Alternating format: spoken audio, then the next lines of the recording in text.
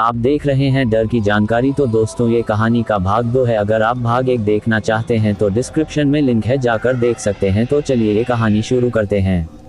Ramiya by, उसकी पायल जब छनकती थी तो लोग दीवाने हो जाया करते थे। हर हवेली का मालिक ये सपना पाला करता था कि एक दिन ये घुंघरू उनके सिर्फ उनके लिए खनकेंगे। बात करीब 200 साल पुरानी है, जब रमिया इसी हवेली में मुजरा किया करती थी।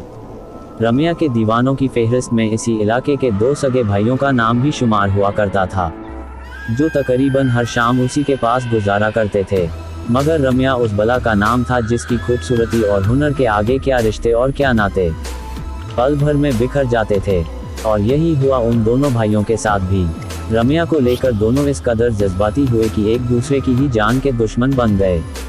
और जब रमिया ने बेकाबू हालात काबू में करने की कोशिश की तो गुस्से से लहराता एक खंजर रमिया के ही शरीर में उतर गया। दरअसल ये कहा जाता है कि दोनों भाइयों की लड़ाई में रमिया बीच बचाव करने आ गई थी।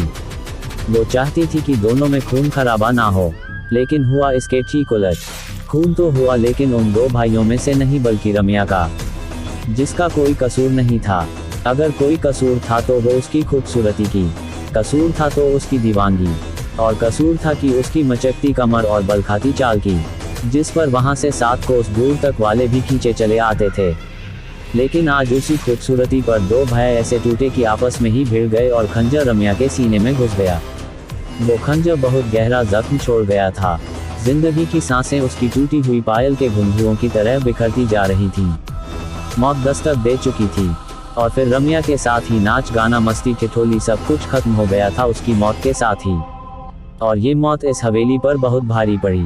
वक्त बीतता गया, मगर उसकी यादें कभी धुंधली नहीं पड़ती भी कैसे, क्योंकि रमिया ने तो इस हवेली को छोड़ा ही नहीं था। वो आज भी लोगों को नजर आती है, मगर गाती गुनगुनाती नहीं, बदहवास घूमती हुई, याद करती हुई उन सुनहरे दिनों की, जब एक महफिल उठती नहीं कि दूसरी सजाने को बेताब लोग वहां पहुंच जाते। फर्क सिर्फ इतना है कि 200 साल पहले इस जोड़ी से निकला हर कदम मस्ती से झूमता हुआ निकलता था, मगर आज यहाँ से लाशें निकलती। इस बारे में हवेली मालिक सतेंद्र तोमर बताते हैं कि मेरी माँ को एक दिन साया दिखाई दिया था, इसके बाद उनकी मौत हो गई थी। इस तरह रमिया का प्रकोप हमारी हवेली पर हमेशा खौफनाक साए की तरह पड़ता गया है। एक एक कर मेरे 3 बच्चे, फिर मेरी पत्नी की भी जान जा चुकी है। हालांकि अब इस हवेली को बचाने की जिम्मेदारी सतेंद्र पर ही है। वो एक पढ़े लिखे इंसान हैं, और इससे पहले वो भूत प्रेत जैसी बातों को मानते भी नहीं थे। मगर आज जब वो अपने परिवार पर नजर दौड़ाते हैं तो हर रिश्ता अधूरा नजर आता है। वो जिंदा है मगर पत्नी नहीं रही, कोई बच्चा जिंदा है तो माँ मर चुकी है, भाभी है मगर भाई जान गंवा चुका है। कहते हैं कि तोमर परिवार से पहले इस हवेली में गुप्ता परिवार रहा करता था। लगातार हुई मौतों ने गुप्ता परिवार को इतना तोड़ दिया कि उन्होंने कौड़ियों के दाम ये हवेली बेच दी। खरीदी तोमर परिवार ने, और खरीदते ही बच्चे बूढ़े जवान एक एक करके 8 लोग मौत के मुंह में समा गए। फिर सहारा लिया पूजा पाठ का, नतीजा इस बार उसकी जान गई जिसने पूजा कराई थी। इस हवेली के बारे में पुरानी मालकिन आखिर क्या सोचती हैं? इस बारे में पुरानी मालकिन ओमवती गुप्ता बताती हैं कि आगरा रोड पर बसा चमकरी गांव है। वक्त के पलों को बुनते बुनते आज तकरीबन 200 साल गुजार चुका है, लेकिन उस हादसे के बाद यहाँ कुछ नया नहीं हुआ, सिवाय रमिया की दास्तान के, जो यहाँ के ताने बाने में बुन सी गई है। कुछ इतनी शिद्दत से कि बाकायदा नजर भी आती है, अनमनी सी भटकती हुई, हवेली के बाहर भी और अंदर भी।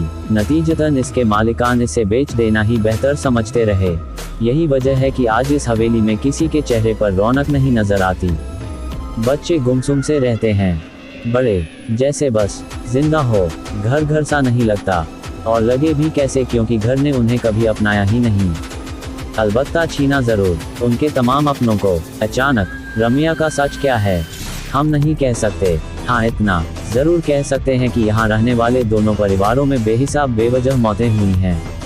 और अगर ये सब कुछ इत्तेफाक है तो यकीनन बहुत खौफनाक इत्तेफाक है, शायद रमिया के खौफ से कहीं ज्यादा खौफनाक। रिश्तों का कत्ल, प्रॉपर्टी के लिए सौतेली बेटी से रिश्ते बनाया, फिर बीवी को ऐसे कुल्हाड़ी से मार डाला। The mystery. दुबई से सुपारी, कर्नाटक में कत्ल, लेकिन चाय के 2 कप ने खोला राज।